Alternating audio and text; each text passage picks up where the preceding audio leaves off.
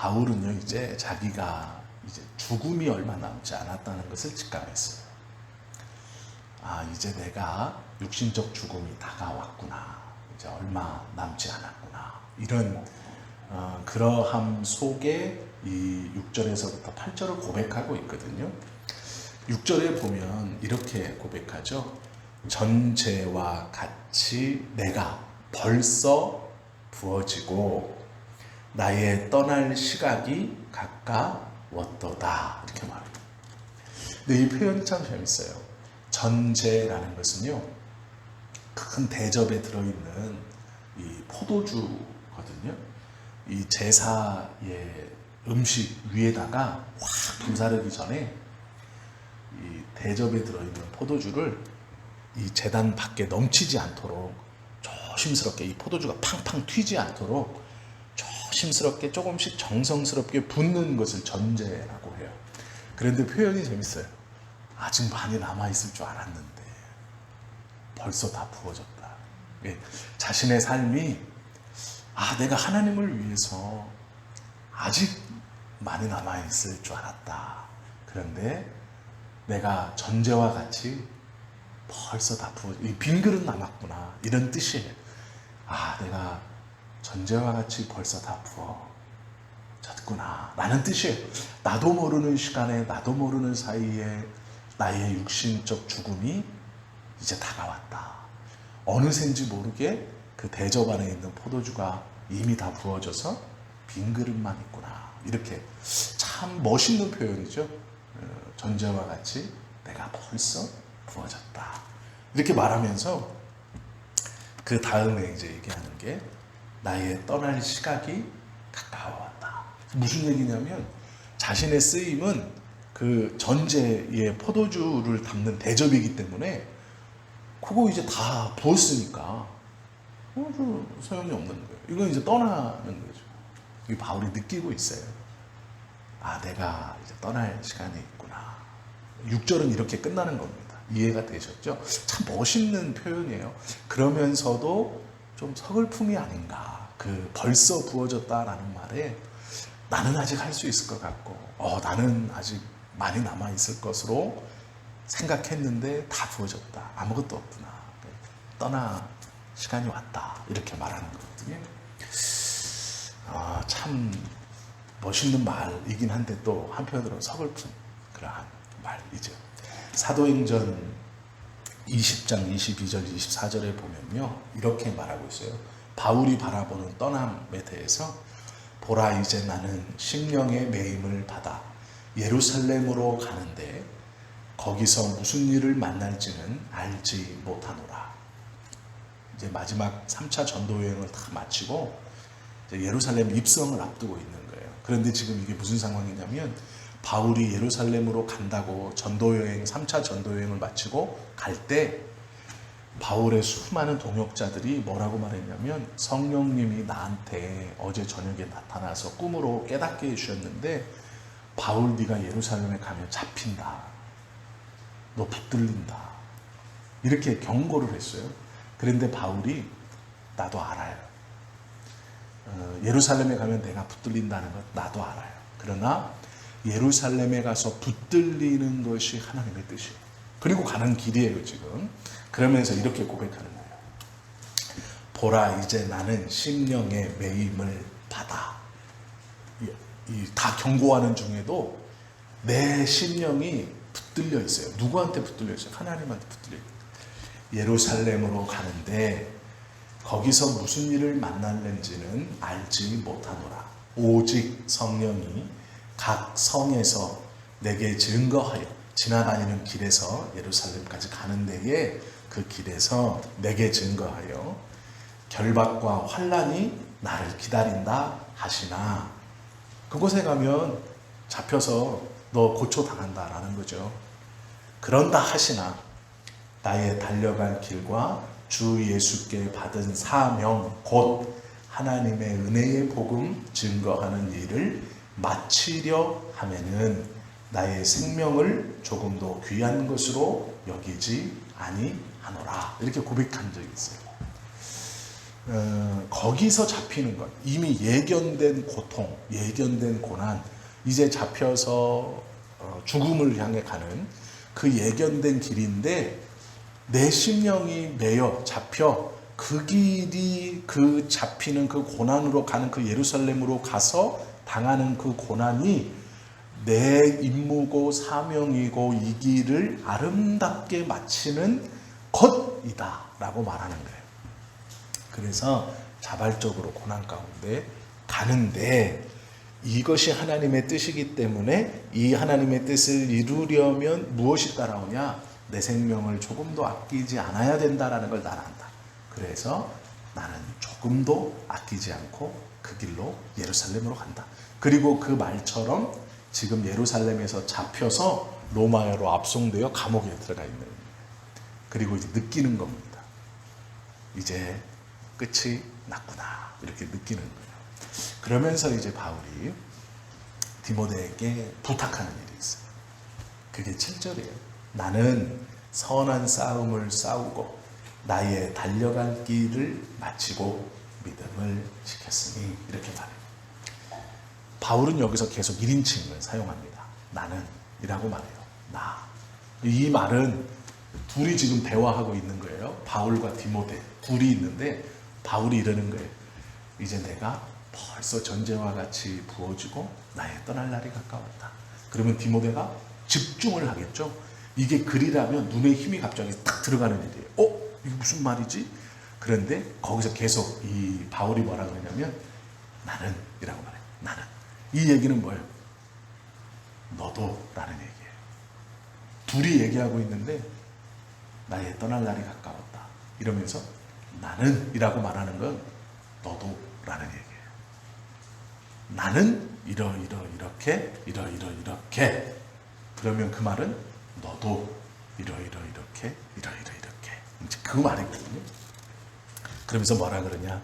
선한 싸움을 싸웠다. 선한 싸움을 싸워왔다. 그리고 달려갈 길을 마쳤다. 이제 꼬린 지점에 왔어요. 믿음을 지켰다. 계속 설명하는 듯이 우리가 나누듯이 이쪽 감정의 영역의 믿음이 아니라 말씀의 영역을 지켰다는 거예요. 자기가 환난과 고통 당할 때 이쪽을 보려 하는 것이 아니고 이쪽을 붙들고 하나님의 말씀 언약을 붙들고 이것들 예루살렘이 고통이고 아픔이고 너에게는 죽음이다 라는 이 감정적인 것들을 이쪽으로 붙들어서 이것을 견디어 온 거죠. 그래서 지켰다고 표현하는 거예요. 믿음을 지켰다 이렇게 말하는 거예요. 참으로 놀라운 고백이에요. 이것은. 그런데요 여기서 우리가 선한 싸움을 싸우고 달려갈 길을 마치고 믿음을 지켰다라고 할 때 그냥 된 게 아니에요. 그냥 된 게 아니라 이유가 있어요. 이렇게 할 수 있는 이유가 있어요. 그것은 세 가지인데요. 세 가지를 기억해야 돼요. 첫 번째는 예수 그리스도의 죽으심과 함께 내가 죽었다라는 거예요. 예수님의 죽음처럼 내가 죽었기 때문에 삶은 내 감정, 살아있는 사람의 감정을 느끼잖아요. 이쪽. 그러나 내가 죽었어. 그럼 이쪽 소용없는 거예요. 난 죽었으니까. 죽었으니까 예수님 죽은 것처럼 내가 죽었으니까 이쪽? 소용없어요. 나는 죽었어 이미. 그래서 이쪽은 중요한 것이야. 나의 삶에 아무것도 아니야. 그런데 예수님과 함께 죽었으면 이쪽만 죽은 거고 이쪽도 죽은 거예요. 죽으면 누워있는 상태니까. 근데 바울이 뭐라 그러냐면 죽었다라고 하면서 죄에서 자유함을 얻어서 이쪽이 아니라 이쪽을 바라봐야 되는데 이쪽은 또 뭐냐면 예수님의 부활과의 연합이에요. 이쪽을 죽이는 것, 이것은 예수님의 죽음과의 연합. 내가 그리스도와 함께 죽었다라고 말하며 이쪽과 이쪽에 대해서 죽었는데 그리스도와 함께 살았다라고 말하며 이쪽을 집중한다라는 거예요. 이해가 됐죠? 이게 연합입니다. 그리고 나서 이 죽음과의 연합을 그리스도와의 죽음의 연합을 통해 죄를 용서받고 이쪽에 대해서 자유로워졌다. 그리고 부활하심과 연합하여 이쪽을 지킬 수 있게 되었다. 이게 선한 싸움을 싸우는 이유고 싸울 수 있었던 이유고 달려갈 길을 갈 수 있었던 이유고 다 마쳤다라고 하는 거예요. 왜요? 이쪽에서의 허락이 있기 때문에, 이쪽에서의 말씀이 나의 심령을 붙들어 끝났다라고 말했기 때문이에요. 이해가 되시죠? 예. 그리고 나서 그리스도와 함께, 즉 이것은 디모데에게 너도 이 고난의 싸움에 동참해야 한다라는 거예요. 그러면 바울이 디모데에게 고난의 싸움을 싸워라, 동참해라 라고 말하며 자기가 붙들었던 이 중요한 개념이 있어요. 첫째, 죄에 죽는 싸움. 둘째, 의에 동참하는 싸움. 그리고 그리스도의 고난에 동참하는 싸움. 이 세 가지가 있어야 한다 라고 지금 부탁을 하고 있는 거예요. 달려갈 길을 마쳤다 라고 말하죠. 지금 이제 자기가 편안하게 죽는 게 아니고요, 로마에 잡혀서 죽어요. 그런데 로마의 관리들과 관원들은 계속 바울이 돌아서기를 원했어요.